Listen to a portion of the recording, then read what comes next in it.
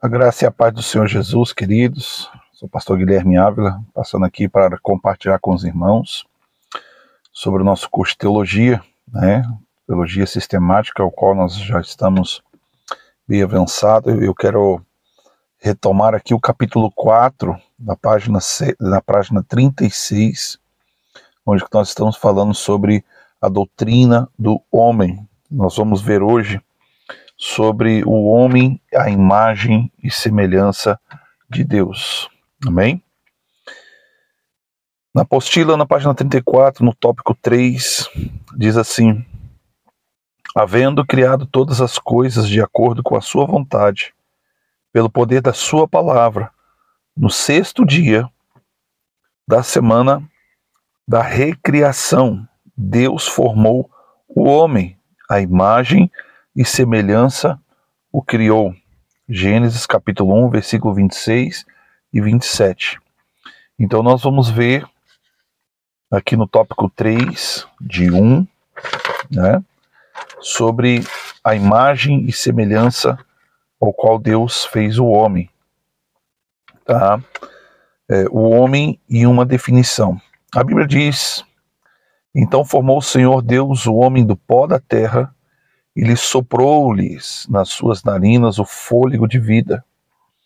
E o homem passou a ser alma vivente. Gênesis 2, versículo 7. Homem é uma palavra que vem do latim homo. Da palavra, segundo a opinião de alguns filósofos, vem de humus, ou seja, terra. No hebraico, a língua original do Antigo Testamento, Adam, é o nome dado ao primeiro homem, Adão, e traduzido por aquele que vem de Adam, ou seja, da terra. Essa interpretação deve ser aceita principalmente quando analisada à luz que Deus disse a frase preferida em virtude da queda do homem: tu és pó e ao pó tornarás. Gênesis 3:19. Tópico 3.2. O homem, a imagem de Deus. O termo a imagem de Deus, relacionado ao homem, fala da indelével constituição do homem como um ser racional, moralmente responsável pelos seus atos. A imagem natural de Deus gravada no homem consiste em parte do seguinte elemento: o poder de movimento do próprio e consciente, a razão, a vontade, a liberdade. Neste particular, é bom que se diga que algo quando é distinção entre homens e animais. O primeiro ponto que se observa da distinção entre o homem como imagem de Deus e os animais irracionais é a consciência própria. O homem tem o dom de fixar em si mesmo o pensamento, e isto o faz consciente de sua própria personalidade. A faculdade que ele tem de proferir o pronome eu abre um abismo intransponível entre ele e os animais. Nenhum animal jamais pronunciou eu. A razão é que aquele que não tem consciência própria.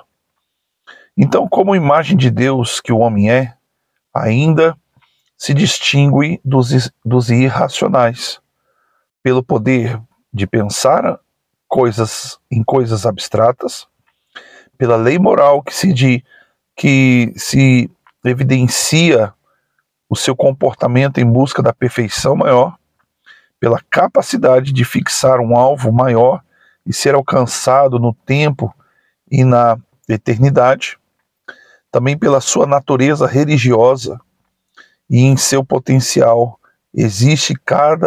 que existe em cada ser humano, também pela consciência da intensidade da vida humana, pela multiplicidade das atividades humanas que conjuntas visam o bem comum daqueles que o envolvem. Então, quando nós entendemos o que distingue o homem, a imagem de Deus, de um animal irracional, nós temos aqui esses exemplos acerca de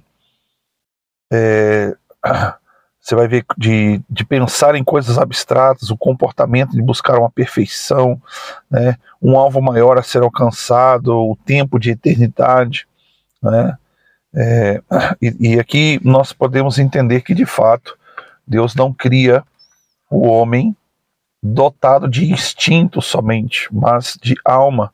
Então nós estamos falando de que a partir do momento que ele se torna um ser, ele começa a raciocinar, ele começa a pensar, a usar de filosofia, a observação e tantas outras coisas.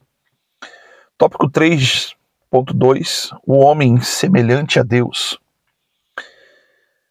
Ao dizer que o homem foi criado em imagem e semelhança de Deus, não é a mesma coisa que dizer que o homem foi criado exatamente e absolutamente igual a Deus. Não.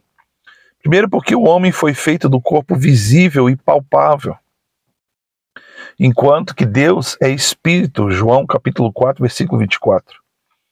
Segundo porque o homem também, porque algum homem pode alcançar e se tornar detentor de si mesmo da absoluta perfeição do Todo-Poderoso? É a pergunta do patriarca Jó. Porventura desvendarás os arcanos de Deus ou penetrarás até a perfeição do Todo-Poderoso? Está lá em Jó, capítulo 11, versículo 7. Apesar de toda limitação do homem como ser criado, ele foi criado na semelhança de Deus em duplo aspecto. Primeiro, na semelhança natural e depois na semelhança moral. Sobre a semelhança natural, intelectualmente o homem se parece com Deus, porque se não houvesse conformidade de estrutura mental, seria impossível a comunicação com o outro. O homem não poderia receber uma revelação de Deus. O fato de Deus se manifestar ao homem é a prova de que o homem pode receber e compreender esta manifestação. O homem é uma pessoa, assim como Deus é uma pessoa, se bem que numa esfera infinitamente superior, e a semelhança entre um ao outro acha-se no espírito, naquilo que o homem é e na sua natureza pessoal. Assim, sendo semelhante à semelhança natural de Deus, e o homem perdura sempre, porque o homem não poderá jamais deixar de ser uma pessoa como Deus é. Então, nós observamos que, de fato, a semelhança natural entre Deus e o homem, ela se dá em alguns aspectos. O principal deles aqui que nós podemos focar é que Deus se relaciona, ele fala, se comunica tanto com o homem, ele se revela, né? Então, a natureza do ser humano, daquilo que é natural, por semelhança de Deus, é a comunicação. E o segundo ponto é a semelhança moral. A semelhança moral consiste nas qualidades morais que fazem parte do caráter do homem. Lá em Eclesiastes capítulo 7, versículo 29, diz que Deus fez o homem reto. Isso quer dizer que o homem foi criado e dotado da relativa perfeição. Todas as suas tendências eram boas, todos os seus sentimentos no seu coração inclinavam-se para Deus, e nisto consistia em sua semelhança moral ao Criador. Contudo, tanto dado ao lugar ao pecado, comendo da árvore do conhecimento do bem e do mal, o homem ficou condicionado e escravizado ao mal. A semelhança entre o homem e Deus sofreu dano com a queda do homem. E foi em toda a terra que possui uma nova identidade com aquele que os criou. Então, a lei moral, Paulo fala muito sobre a lei moral, aquilo que nós temos entendimento, não precisa conhecer a Bíblia para saber, por exemplo, que adultério é pecado. Não precisa saber que a Bíblia condena o roubo. Isso é algo que já tanto pela sociedade, pela moralidade do ser humano, já se tem a consciência do que é certo, do que é errado. Então, entre a semelhança do homem e de Deus, é sugerida em outras coisas também, tais como, número 1, a semelhança triuna. O homem sendo um ser tríplice e Deus sendo um ser triuno. Lá em 1 Tessalonicenses, capítulo 5, versículo 23, fala sobre isso, né, de corpo, de alma, de espírito, Pai, Filho e Espírito Santo. Número 2, a semelhança que inclui a imagem pessoal, pois tanto Deus como o homem possuem personalidades. Êxodo 3, versículo 13 e 14. E número 3 aqui fala sobre a semelhança envolvendo a existência interminável, como Deus dotou o homem. Mateus capítulo 25, versículo 46. Então, no que diz respeito a essa doutrina de ensinamento acerca da imagem e semelhança do homem ao qual Deus o criou, se difere dentro do contexto do que é racional e irracional, do que se comunica, do que se pensa, do que tem personalidade, do que tem moralidade, do que tem naturalidade pela forma ao qual Deus assim o criou. Amém? E nós vamos pular para o capítulo 4, né, na página 38, que fala do destino do homem. Poucos textos do Antigo Testamento giram em torno dessa questão do destino do homem, pela forma singular com que o homem foi formado e por aquilo que as Escrituras mostram a esse respeito. A conclusão a que chegamos é que o homem, desde a sua criação, foi destinado a viver eternamente.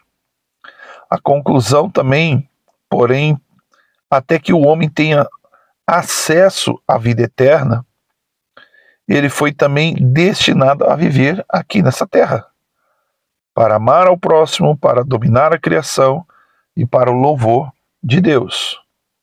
Então, dentro deste contexto do destino do homem, nós vamos ver alguns aspectos aqui, do 4.1, destinado a viver no mundo, como nós vemos aqui dentro do contexto da introdução.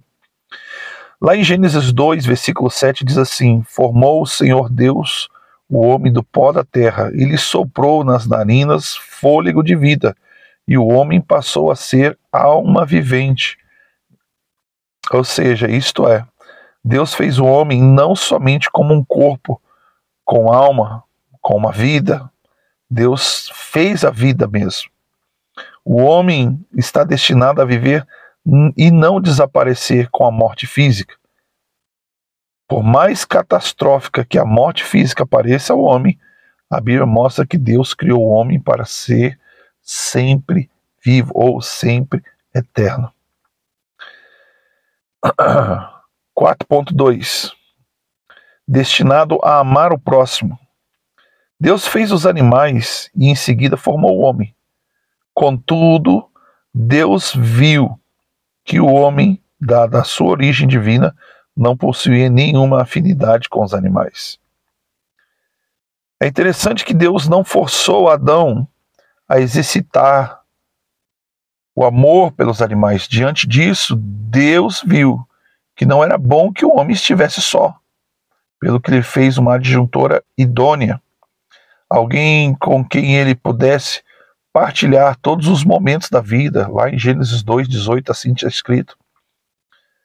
E a Bíblia nos mostra que, desde então, é perfeitamente do agrado de Deus que o homem viva preso aos seus semelhantes pelos laços fraternos do amor. Então, o homem está destinado, primeiro, a viver no mundo, segundo, a amar o próximo. Quando Deus viu que não era bom que o homem ficasse só, no entendimento de que o homem precisa se relacionar com um semelhante, embora se relacionando com Deus, Deus é espírito, nós sabemos dentro do texto, Deus é espírito, mas Ele precisava se relacionar com alguém fisicamente falando também. 4.3. Também o homem foi destinado para dominar a criação.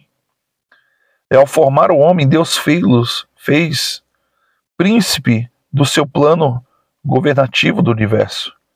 Este é um ensino implícito ali em Gênesis capítulo 1, versículo 27 e 30. Criou Deus, pois, o homem à sua imagem, e a imagem de Deus o criou, o homem e mulher os criou. E Deus os abençoou e lhes disse: sede fecundos, multiplicai-vos, enchei a terra e sujeitai-a.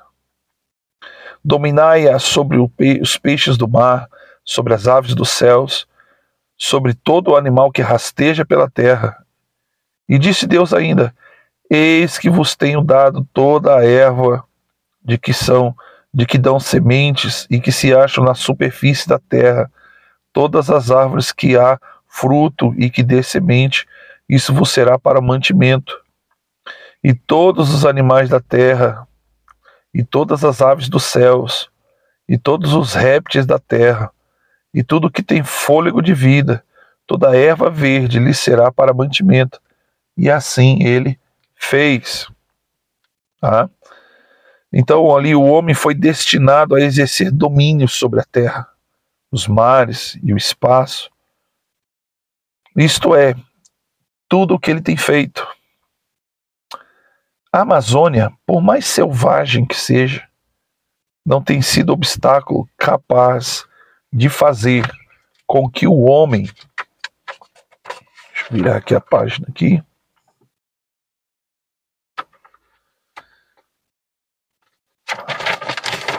A Amazônia, por mais selvagem que seja, não foi capaz de fazer com que o homem recuasse pela sua sede de conquista, seja abrindo estradas, explorando as suas riquezas naturais e minerais, os mares mais profundos que pareçam. Tem sido estudado pelos homens. O espaço, na sua infinitude, tem sido causa de arrojados estudos dos homens e de grandes conquistas nesses últimos anos. Ou seja, o homem foi colocado na terra como coroa da criação para governar toda a criação de Deus. 4.4. O homem também foi colocado na terra, foi criado à imagem e semelhança de Deus para também o louvor da sua glória. 4.4 diz: destinado para o louvor de Deus. O salmista Davi, no seu Salmos 8, mostra a superioridade do homem sobre os seres criados na terra. Vai mais além para mostrar que o mesmo homem foi destinado por Deus para o seu louvor. Contudo, um pouco menor o fizeste que os anjos, e de glória e de honra o coroastes.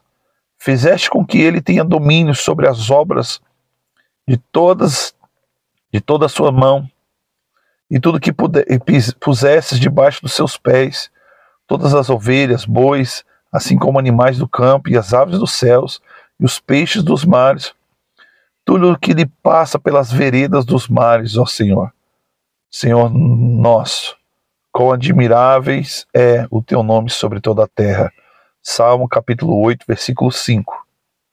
Também no Salmo 148, mostra como o homem junta-se ao coro as demais criaturas para elevar louvor a Deus. Isso em todos os povos. Os homens, tão diversos, de tantas vezes separados, podem ser unidos no louvor a Deus. Então a conclusão sobre isso, dentro desse contexto do homem sendo destinado para o louvor a Deus, destinado para dominar na criação, amar ao próximo e viver nesse mundo, nós temos uma conclusão. Evidentemente, o homem, face à sua pecaminosidade, não tem sido capaz de viver na sua plenitude, vocação pela qual Deus o destinou. Porém, graças ao próprio poder da obra realizada por meio de Jesus na cruz, o homem pôde ser restaurado em seu contexto a ser imagem e semelhança de Deus, que o fará varão perfeito e perfeitamente cônscio dos privilégios que goza do cumprimento do plano de Deus no mundo e na eternidade. Capítulo 3 e 4, na página 139, nós finalizamos o nosso estudo hoje. Eu sei que foi um pouco rápido. Hoje eu estou aqui no sítio, numa estrada de chão, meia a mata, para dar um tempinho para a gente poder compartilhar nosso estudo hoje. Eu quero agradecer para você ter tirado esse tempo para estar conosco aqui aprendendo um pouco sobre a natureza da criação de Deus em relação ao homem, a imagem e semelhança. Eu espero que Deus tenha trazido o entendimento do Espírito Santo ao teu coração e que nós possamos prosseguir na próxima aula no capítulo 5. Amém? Deus te abençoe, meu querido. Fica na paz do Senhor, em nome de Jesus.